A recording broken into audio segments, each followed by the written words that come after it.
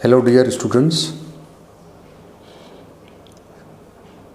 संघ लोक सेवा आयोग और राज्य लोक सेवा आयोग यानी आईएएस और पीसीएस मेंस में जिन विद्यार्थियों ने समाजशास्त्र को ऐच्छिक विषय के रूप में रखा है, समाजशास्त्र के पाठ्यक्रम में जिस महत्वपूर्ण विचारक को पढ़ना है, उन विचारकों की फहरिस्त में महत्वपूर्ण विचारक हैं George Herbert Mead. George Herbert Mead एक अमेरिकन समाजशास्त्री थे और किसी भी सामाजिक विचारक को समझने के लिए संक्षेप में उसकी पृष्ठभूमि को जानना आवश्यक होता है, क्योंकि विचारकों की सामाजिक, आर्थिक, राजनैतिक और वैचारिक पृष्ठभूमि निसंदेह उनके विचारों को प्रत्यक्ष अथवा अप्रत्यक्ष रूप से प्रभावित करती है। जॉर्ज हर्बर्ट मीड का जन्म मैसेच्यूसेट्स के साउथ हेडले में 27 फरवरी 1863 में हुआ था। वास्तव में मीड उपयोगितावादी दर्शन के संस्थापकों में से एक माने जाते हैं। उनके पिता एक प्यूरिटन पादरी थे और मीड 1887 में फिलॉसफी दर्शन शास्त्र के अध्ययन के लिए हार्वर्ड विश्वविद्यालय पहुंचे और उन्होंने इसके अतिरिक्त कई भाषाओं का, जैसे ग्रीक, लैटिन, जर्मन और फ्रेंच भाषाएं थीं, इसका अध्ययन भी किया। अब हार्वर्ड विश्वविद्यालय में वो दो दर्शन शास्त्रियों के संपर्क में आए। पहले थे जॉर्ज एच पॉमर और विलियम्स जेम्स। हालांकि जोसियाह हरोएसी जैसे दर्शन शास्त्रियों का प्रभाव भी उन पर दृष्टिगत होता है। इन तीनों दर्शन शास्त्रियों ने मीड के चिंतन को काफ़ी गहराई तक प्रभावित किया। फिर 1889 में जॉर्ज हर्बर्ट मीड बर्लिन विश्वविद्यालय में मनोविज्ञान तथा आर्थिक सिद्धांतों का अध्ययन करने के लिए चले गए। फिर बाद में इसी क्रम में इसी वर्ष वे मिशिगन विश्वविद्यालय में दर्शन शास्त्र और मनोविज्ञान के प्रवक्ता के रूप में उनका अपॉइंटमेंट हुआ, उनकी नियुक्ति हुई। और यहाँ पर दो बड़े विचारकों, जॉन डेवी और दूसरे जो चार्ल्स कूले से उनकी भेंट हुई। इन दोनों ने काफ़ी हद तक मीड को प्रभावित किया। 1894 में मीड शिकागो विश्वविद्यालय के दर्शन शास्त्र विभाग में असिस्टेंट प्रोफेसर के रूप में नियुक्त हुए। अब देखिए, यहाँ से मीड के जीवन में एक बड़ा ही गंभीर मोड़ आता है। क्यों? क्योंकि यहीं से वे उपयोगितावादी आंदोलन, प्रैग्मेटिस्ट मूवमेंट का नेतृत्व करना आरंभ करते हैं। वास्तव में जॉर्ज हर्बर्ट मीड ने सामाजिक मनोविज्ञान तथा दर्शन शास्त्र दोनों में ही अपना महत्वपूर्ण योगदान दिया है। समाजशास्त्र में जो उनका योगदान है, उसके अतिरिक्त तो 1931 में मीड कोलंबिया विश्वविद्यालय में दर्शन शास्त्र विभाग में प्रोफेसर के रूप में उनकी नियुक्ति हुई। अब आइए देखा जाए कि मीड की कौन कौन सी कृतियाँ प्रमुख हैं। जो सबसे इम्पॉर्टेंट कृति का नाम आता है, जिससे हम आप परिचित भी हैं, देखिए, सीधे सीधे मैं एक बात यहाँ बताऊँ आपको, तो मीड ने अपने जीवन काल में कोई पुस्तक लिखी नहीं थी। उन्होंने अनेक महत्वपूर्ण लेख लिखे थे, आर्टिकल्स लिखे थे, और जो पुस्तक के रूप में जो कृतियाँ आज हमें दृष्टिगत होती हैं, वो वास्तव में उनके विद्यार्थियों के द्वारा उनके लेखों का एक संकलन है, जो बाद में अलग अलग पुस्तकों के रूप में हमारे सामने दृष्टिगत होता है।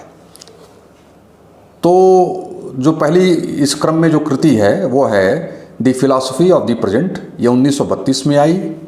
सबसे चर्चित और इम्पॉर्टेंट कृति है माइंड, सेल्फ एंड सोसाइटी, जो कि जिसका प्रकाशन 1934 में हुआ, 1934। उसके बाद movements of thoughts in the 19th century, 1936, the philosophy of act, 1938, और selected writings, George Herbert Mead. ये महत्वपूर्ण कृतियाँ थी जो उनके विद्यार्थियों के द्वारा पुस्तक के रूप में बाद में प्रकाशित की गई। मीड के द्वारा प्रतिपादित अवधारणाओं और सिद्धांतों की चर्चा की जाए तो उसको अगर हम 3 भागों में बांटें, तो पहली अवधारणा है मस्तिष्क, प्रतीक और संचार, माइंड, सिंबल एंड कम्युनिकेशन। आइए समझा जाए क्या है। आप स्लाइड पर भी देख रहे होंगे। स्लाइड के माध्यम से हम कोशिश करेंगे कि आपको उदाहरण सहित इस अवधारणा को स्पष्ट करने का प्रयास करें। मीड ने समाज को समझने के लिए माइक्रो मेथड यानी सूक्ष्म उपागम, यहाँ ध्यान रखने की आवश्यकता है, 3 उपागमों की चर्चा अमूमन होती है समाजशास्त्र में। माइक्रो उपागम, माइक्रो मेथड, सूक्ष्म उपागम जिसको कहते हैं, मैक्रो, वृहद उपागम, और मिडिल रेंज, जिसकी चर्चा रॉबर्ट के मर्टन ने की है। तो मीड सूक्ष्म उपागम को अपनाते हैं और इसी क्रम में वो व्यक्ति को समाज की बुनियादी इकाई मानते हैं। समाज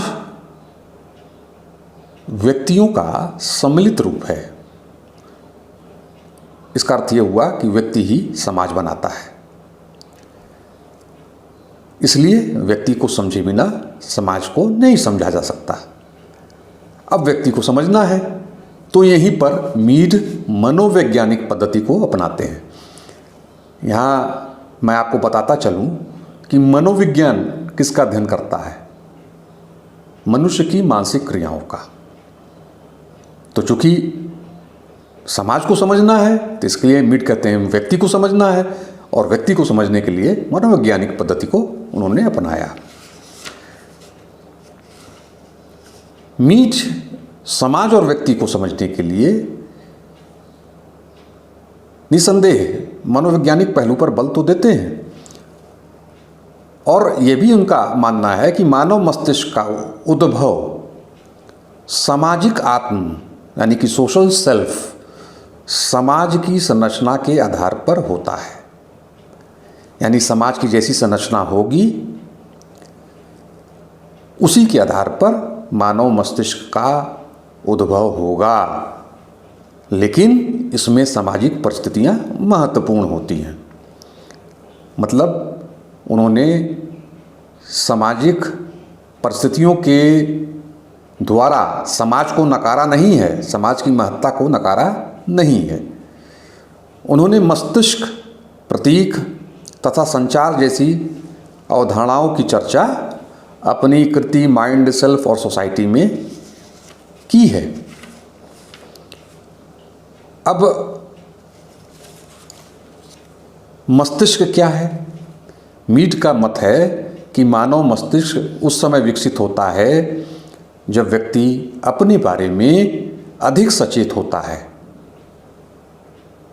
इसका अर्थ क्या हुआ कि व्यक्ति के मस्तिष्क या मन का संबंध उसकी अपने प्रति चेतना या जागरूकता से है, जिसमें उसे अपने वातावरण में प्रचलित हाव भाव, चेष्टाओं जिसको जेस्चर्स कहते हैं, आदि की समझ हो जाती है। अब चेतना से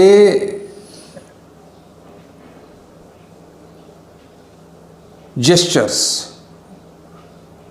की समझ की बात यहाँ पर मीट कहते हैं। अच्छा, मीट का यह भी स्पष्ट मानना है कि एक बच्चे की स्वयं के प्रति चेतना का आरंभिक विकास उन अंतःक्रियाओं द्वारा होता है जिन्हें सामान्य या प्रचलित चेष्टाएं, जिसको हम कन्वेंशनल जेस्चर्स भी कहते हैं, तो यह प्रचलित चेष्टाएं, जैसे हम अगर यहाँ पर एग्जाम्पल के द्वारा क्लियर करें तो एक बच्चा है, तो एक बच्चा परिवार के सदस्यों के साथ विभिन्न क्रियाएं करता है। जैसे वो इशारे से अपनी माँ को, एक छोटा बच्चा है, एक 4 साल का बच्चा है, वो इशारे से अपनी माँ को बुला रहा है। वो आवाज़ नहीं दे रहा है कि माँ इधर आओ, हाथ से इशारा कर रहा है। या पर्दे के पीछे से कोई छोटा सा बच्चा या कोई व्यक्ति वो झांकता है या छिपता है, जो कि परिवार के अन्य सदस्य उसके सामने करते हैं। बच्चा इस व्यवहार के अर्थ को अपने मस्तिष्क में समझने का प्रयास करता है तथा कभी प्रसन्नता से या कभी भयभीत होकर अपनी प्रतिक्रिया को व्यक्त करता है।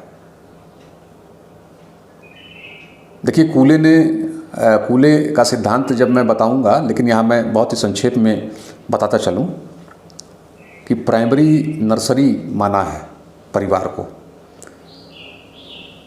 तो छोटा बच्चा, उसका जो प्रारंभिक समाजीकरण होता है वो परिवार में होता है, और परिवार के सदस्यों के द्वारा जो भी हाव भाव, जो भी प्रतीकों का प्रयोग होता है संचार को करने के लिए, बच्चा उसको अपने मस्तिष्क में समझने का प्रयास करता है।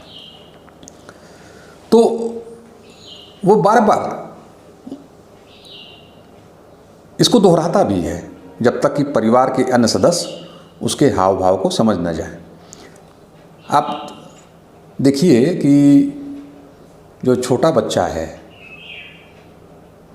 सबके परिवार में छोटे बच्चे होंगे, आप उन पर दृष्टि डालें, फोकस करें, तो आप ये पाएंगे कि छोटे बच्चे अपने परिवार के सदस्यों के हाव भाव को अपने मस्तिष्क में समझने का प्रयास करने के साथ ही साथ अपना संप्रेषण भी कई बार हाव भाव के द्वारा ही करते हैं, प्रतीकों के द्वारा करते हैं। और सबसे पहले उन प्रतीकों को समझने का काम माँ करती है, ठीक है। और इसी प्रकार धीरे धीरे बच्चे के मस्तिष्क का विकास शुरू हो जाता है, होने लगता है। और जैसे जैसे वो बच्चा बड़ा होता है, मस्तिष्क के विकास को गति मिलती है और वह अपने द्वारा समझी हुई जानकारी या समाजीकृत, जिन चीज़ों में वो समाजीकृत हुआ है, जिन अवधारणाओं में, जिन विचारों में वो समाजीकृत हुआ है, वो अन्य लोगों तक पहुंचाने का प्रयास करता है। इसके साथ परिवार, मित्र समूह, पास पड़ोस आदि के लोगों के हाव भाव को भी समझने लगता है। फिर यहाँ पर यह स्पष्ट करना आवश्यक है कि कूले ने परिवार, मित्र समूह और पड़ोस को प्राथमिक समाजीकरण का महत्वपूर्ण अभिकरण माना है।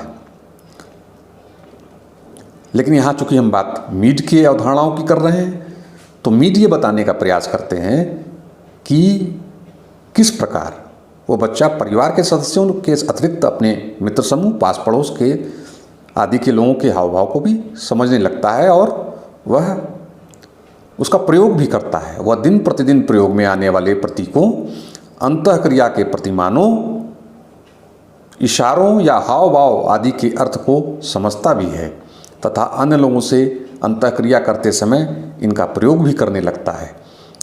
इस प्रकार वह बालक जब अन्य लोगों से अंतःक्रिया करता है तो उसके मस्तिष्क का विकास होता है। मस्तिष्क के विकास के साथ ही बच्चा दूसरे लोगों के व्यवहार, उसके हाव भाव तथा दृष्टिकोण को समझने लगता है। वह यह जानने लगता है कि उसका कौन सा हाव भाव लोग पसंद करते हैं और कौन सा नहीं। इसी के साथ बच्चा अन्य लोगों जिनके वे संपर्क में होता है की भूमिकाओं को समझने तथा अपने व्यवहार में ग्रहण करने लगता है, अपनाने लगता है।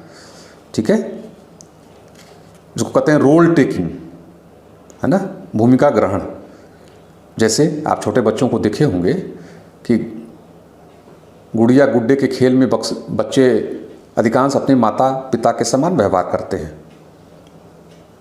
अगर दो छोटे बच्चे हैं या एक ही परिवार के दो छोटे बच्चे हैं या मित्र समूह में दो छोटे बच्चे खेल रहे हैं, तो उसमें एक मम्मी बनेगा एक पापा बनेगा। और मम्मी बनने के लिए वो मम्मी का कोई दुपट्टा या जो है साड़ी ऊपर से पहनकर वो मम्मी जैसा बनने का भंगिमा करेगा वो बच्चा। तो इसको कहते हैं भूमिका ग्रहण। और उनकी भूमिका को ग्रहण करके अंतःक्रिया करने लगता है। तो इस व्यवहार को मीड ने रोल टेकिंग कहा, यानी भूमिका ग्रहण इसे कहा जाता है।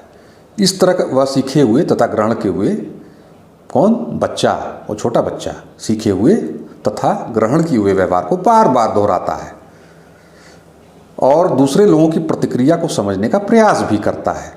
इसके साथ ही बच्चे में अन्य लोगों की भूमिकाओं का निर्वहन करने की क्षमता जागृत होती है और इन भूमिकाओं को ग्रहण करता हुआ बच्चा सेल्फ यानी स्वयं तथा अन्य लोगों के अंतर, तो यहाँ अन्य लोगों का तात्पर्य क्या है? अदर्स। ठीक है, अंतर को अपने मन मस्तिष्क में समझने लगता है। उसे यह ज्ञान होने लगता है कि वह किस प्रकार अन्य लोगों से भिन्न है। इसमें उसके आत्म यानी सेल्फ, इसको स्व भी कहते हैं, का विकास होता है। तो मीड का अगर आप स्लाइड पर ध्यान दीजिए, स्लाइड में स्पष्ट रूप से स्पष्ट हो जाएगा कि बालक किस तरीके से पहले भूमिका ग्रहण करता है, फिर उसका बार बार उस भूमिका को दोहराता है, फिर अंतःक्रिया करता है। ठीक है, अंतःक्रिया किससे करता है? समाज से, क्योंकि चाहे परिवार के अन्य सदस्य हुए, चाहे मित्र समूह हुआ, चाहे पास पड़ोस का उसी के आयु वर्ग का बच्चा हुआ, तो समाज का घटक है। तो समाज से वो अंतःक्रिया करता है और इस प्रकार उसका स्व का विकास होता है। तो मीड का स्पष्ट ये मानना था कि मस्तिष्क एक ऐसी क्षमता से युक्त है या योग्यता से युक्त है जिसका विकास अंतःक्रिया के द्वारा होता है। यानी कि मस्तिष्क ही वह आधार है जिसमें व्यक्ति का सेल्फ या आत्म या स्व का विकास होता है। दूसरा देखा जाए प्रतीक यानी सिंबल्स। प्रतीक भौतिक तथा अभौतिक दोनों प्रकार के होते हैं। मनुष्य के जो जेस्चर्स होते हैं, हाव भाव भी एक तरह का महत्वपूर्ण प्रतीक ही हैं जो मनुष्य के जीवन की अंतःक्रियाओं को सरल बनाते हैं। इसलिए मीड ने मानव को सिंबल्स यानी प्रतीक का प्रयोग करने वाला तथा निर्माण करने वाला प्राणी माना है। प्रतीक एक तरह का वास्तव में संकेत है जो शारीरिक मुद्राओं या हाव भाव द्वारा प्रदर्शित किए जाते हैं। जैसे आप कोई नृत्य कर रहे हैं, कोई गाना गा रहे हैं, भाषा, साहित्य, है ना, इन सब चीज़ों में यह परिलक्षित होता है। समाज के लगभग सभी लोग प्रतीकों का करीब करीब समान अर्थ निकालते हैं। जैसे अगर हम उदाहरण के द्वारा समझें कि जब कोई नेता चुनाव जीत जाता है या जब कोई प्रतिभागी चुनाव जीत जाता है, जब कोई प्रतिभागी किसी प्रतियोगिता में जीत जाता है, तो वो उंगलियों से वी बनाता है। तो वी का अर्थ होता है विक्ट्री। तो वी क्या हुआ? उंगलियों से बनाया गया वी विक्ट्री का प्रतीक है, जिससे वह अपने विजय को घोषित करता है या वो विजयी हुआ इसका वह एक तरह से संप्रेषण करता है दूसरे लोगों तक। तो समाज के ज़्यादातर अधिकांश लोग इस तरह की मुद्रा को देखकर तुरंत समझ जाते हैं कि कोई व्यक्ति जो वी प्रतीक का प्रदर्शन कर रहा है वो वास्तव में अपनी जीत को प्रदर्शित कर रहा है, अपनी जीत को दर्शा रहा है। तो प्रतीकों के अभाव में मानव जीवन या किसी प्रकार की सामाजिक अंतःक्रिया संभव नहीं है। मीड का जो विचार है, यानी मीड का जो मत है कि मानवीय विचार, व्यवहार के तरीके, सभी सामाजिक हैं। अधिकांश व्यक्ति अपने विचारों का संप्रेषण यह अंतःक्रिया समाज में भाषा द्वारा करते हैं। अब आप माँ अपने बच्चे को बुला रही है, सुरेश यहाँ आओ, तो सुरेश क्या हो गया? सुरेश एक तरह का प्रतीक हो गया। नाम क्या है? एक तरह का प्रतीक है, ठीक है। यानी कि अगर सुरेश, रमेश और महेश तीनों खड़े हैं तो तीनों नहीं दौड़ेंगे। जिसको बुलाया जा रहा है वही मुखातिब होगा, वही मुड़ के देखेगा कि उसे बुलाने वाला कौन है, ठीक है। तो ज़्यादातर व्यक्ति अपने विचारों का संप्रेषण या अंतःक्रिया समाज में भाषा के द्वारा करते हैं, क्योंकि भाषा एक महत्वपूर्ण प्रतीक है। स्लाइड में अगर आप देखिए तो किस तरह से प्रतीक जो है वह कम्युनिकेशन को क्रिएट करती है। अब संस्कृति का भी प्रतीकों से गहन संबंध होता है, क्योंकि आपको मालूम, जैसा कि मैंने बताया कि भाषा एक महत्वपूर्ण प्रतीक है, इसलिए संस्कृति का जो हस्तांतरण होता है एक पीढ़ी से दूसरी पीढ़ी तक, वो भाषा के द्वारा होता है, यानी कि दूसरे शब्दों में प्रतीकों के द्वारा ही होता है। कुछ प्रतीक सामान्य प्रकृति के होते हैं और कुछ जो है महत्वपूर्ण प्रकृति के होते हैं। तो इस प्रकार प्रतीक संचार का महत्वपूर्ण साधन के रूप में दृष्टिगत होता है।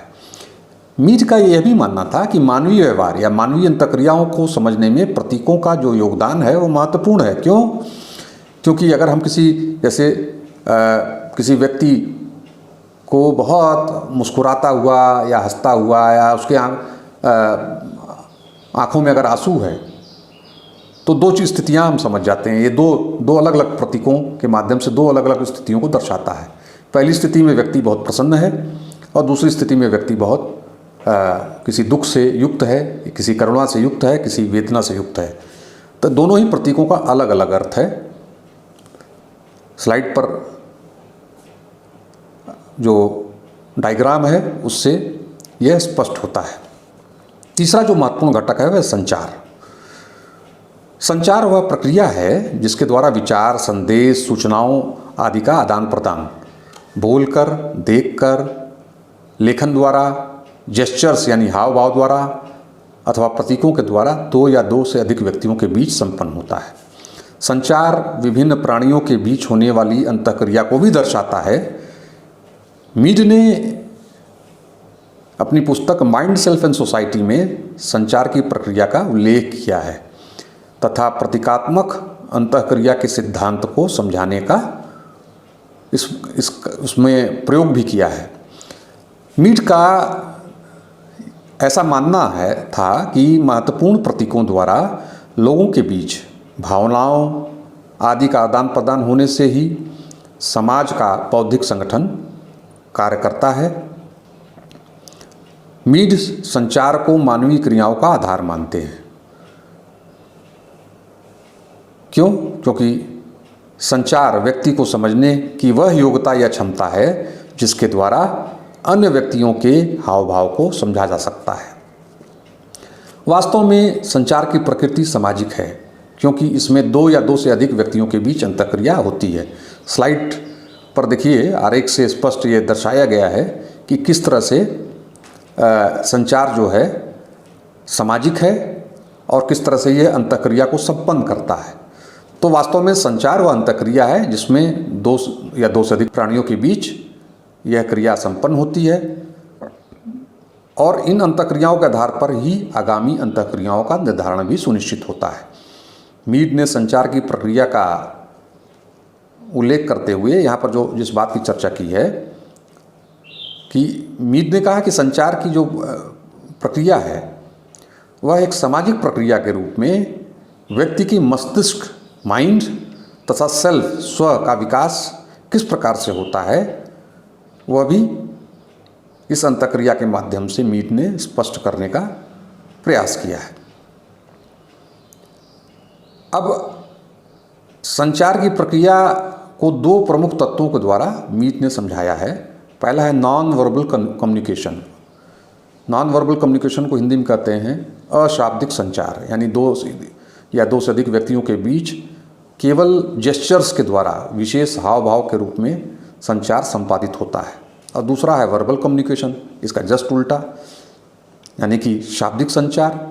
इसमें वार्तालाप का प्रयोग होता है, भाषा के प्रयोग के द्वारा कुछ विशेष अभिव्यक्तियों के रूप में होने वाली अंतःक्रिया इस श्रेणी में आती है। तो मीट का ये मानना था कि यह संचार या जेस्चर या हाव भाव का आदान प्रदान एक व्यक्ति से दूसरे व्यक्ति में अचेतन अनकॉन्शियस रूप में ही हो सकता है तथा चेतन यानी कि कॉन्शियस रूप में भी हो सकता है।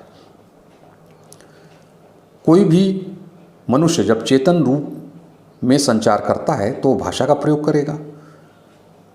इसलिए मानव समाज में भाषा वह महत्वपूर्ण आधार है जिसमें संचार अथवा संप्रेषण की प्रकृति का निर्धारण होता है।